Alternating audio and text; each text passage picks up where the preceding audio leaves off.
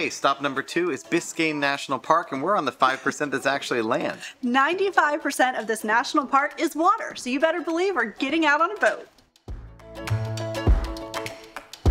We're Howard and Caitlin Newstate. This year, we're traveling to 51 parks in 52 weeks.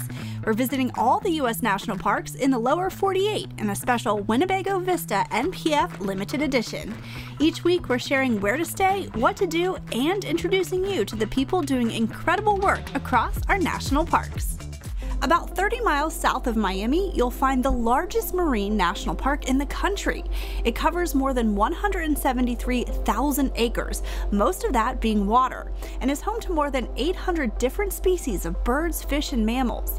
The visitor center is located in Homestead, and from here you can take a walk around the grounds, rent a kayak, or get out on the water with a boat tour from the Biscayne Institute. So coming into Biscayne National Park, there's no toll plaza, or there's no place to show your America the Beautiful National Park pass or to pay for an admission, and the reason is because there isn't an admission. The vast majority of people visit Biscayne from the water. One of the must-do things here on the 5% of land at Biscayne National Park is take a stroll along this boardwalk, which will lead you out to the jetty, which goes pretty far out into the water. It's a great place to see the mangroves up close and personal. You can see a lot of fish. I saw a lot of birds when I took the walk out here, and then I saw some people fishing too, and they even have fish cleaning stations, and that's because you can actually fish here in Biscayne National Park. One of the primary reasons that the park was founded by Congress was to protect our coral reefs and the fishing in Biscayne Bay. The fishing is what makes it unique. We allow and encourage fishing at this national park. Your creel or your take has to be a couple of inches larger than outside of the park. It's a special thing for us. In addition to the coral reefs that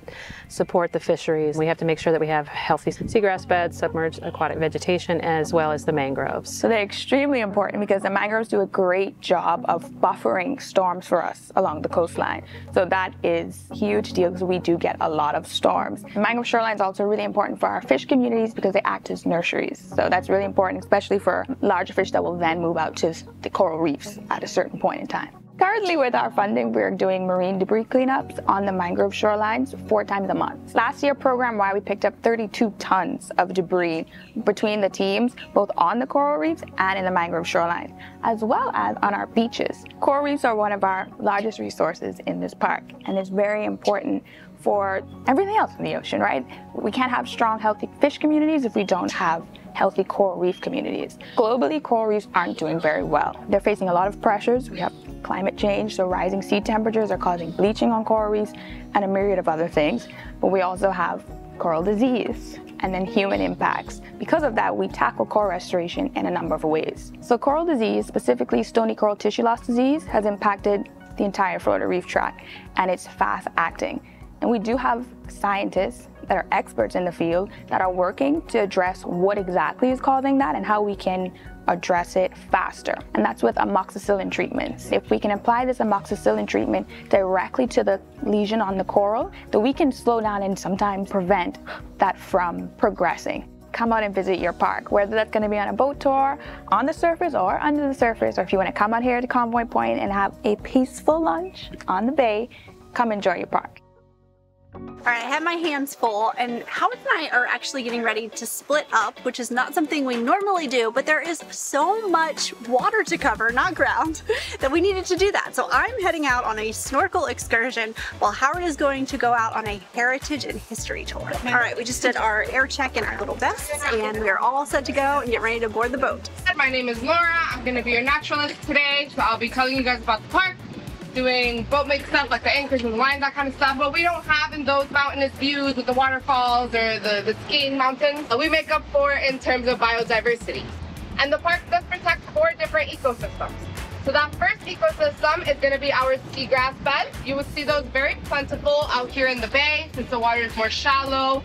More light is able to penetrate, allowing for that grass to thrive. The seagrasses serve as a nursery for juvenile fish. So fish will start off their life cycle hiding in those grasses, eating the little algae. And the grasses are also known to be very good at producing oxygen. So it's said that an acre of seagrass produces about 2 to 3 times the amount of oxygen that an acre of rainforest produces. The only difference being that the rainforest is a closed ecosystem. So that means that the majority of the oxygen produced in the rainforest is consumed by the rainforest, whereas out here, a good majority of that oxygen ends up escaping for the rest of the world to use. The seas were way too rough to head out to the coral reef, so our captain drove us about 45 minutes to snorkel the mangroves in a protected cove. Oh, I'll be honest. It's chilly. It's definitely chilly. The sun would have helped.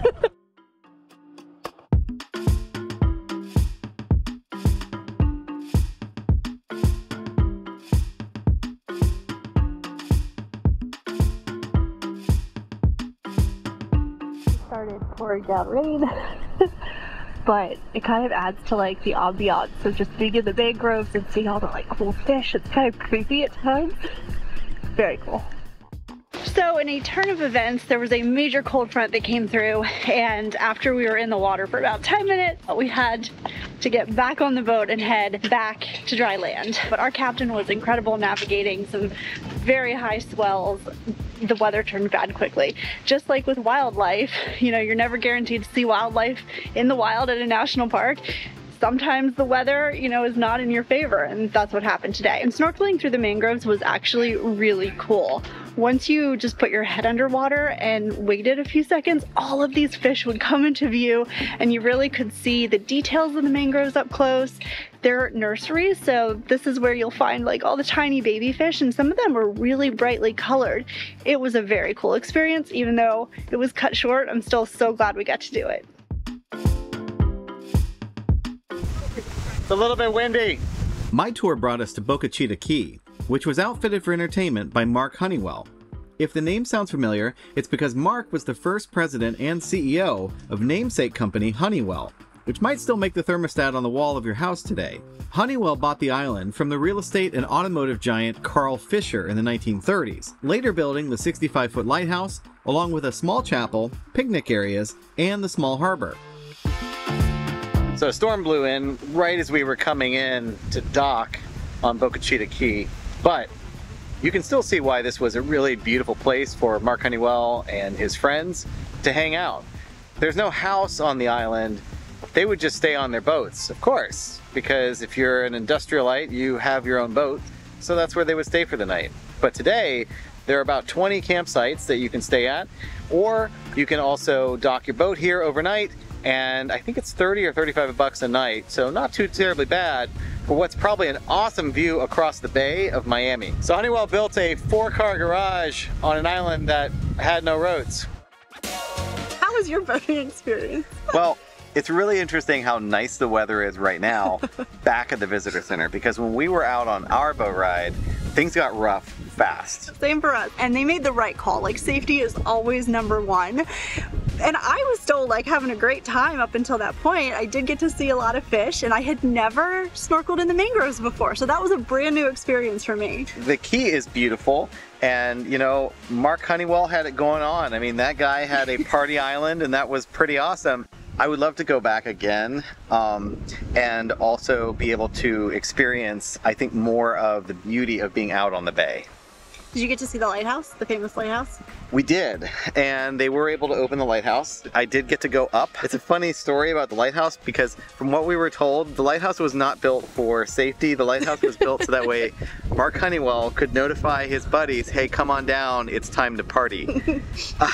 Right, safety, avoid this jetty, or hey, come on, it's party time. It's party time. And so when they told him he couldn't use the lighthouse anymore for party time, he bought a cannon and would launch the cannon off, so that way you could hear from Miami that it was time to party. Oh my gosh, I can't wait.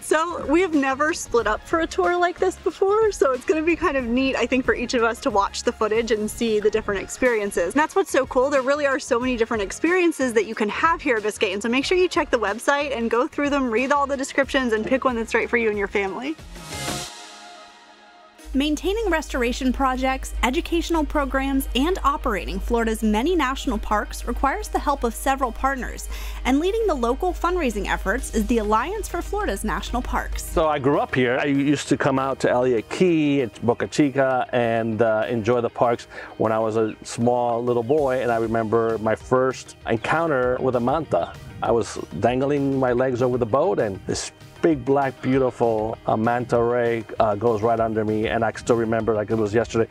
And it was here at Biscayne National Park. It's up to us as the official philanthropic partner and the friends of the parks to fundraise for those projects. Everglades National Park, Biscayne National Park, Dry Tortugas National Park, and Big Cypress National Preserve. We work closely with the superintendents of the parks to see what their goal is, what they need. Some of those projects are environmental education, beach cleanups, sea turtle nesting. We've partnered up with the University of Miami, and we have a grant with them that helps us fund the coral reef restoration program. And I believe that you spoke with Gabriela earlier today and give you a little bit more information about what we're doing there. But it's a great program. It's very important for environmental education. For example, every first grader through 12th grader, they come in and we have a program for each one of them. Here at this park, they'll come out and become scientists for the day. And the cool thing about it is that we're creating our stewards of tomorrow. Those individuals will be an executive director or a park ranger and protect these beautiful lands that we have here. Each year, the Alliance for Florida's National Parks raises over $1 million to support the education, programming, and operations of important projects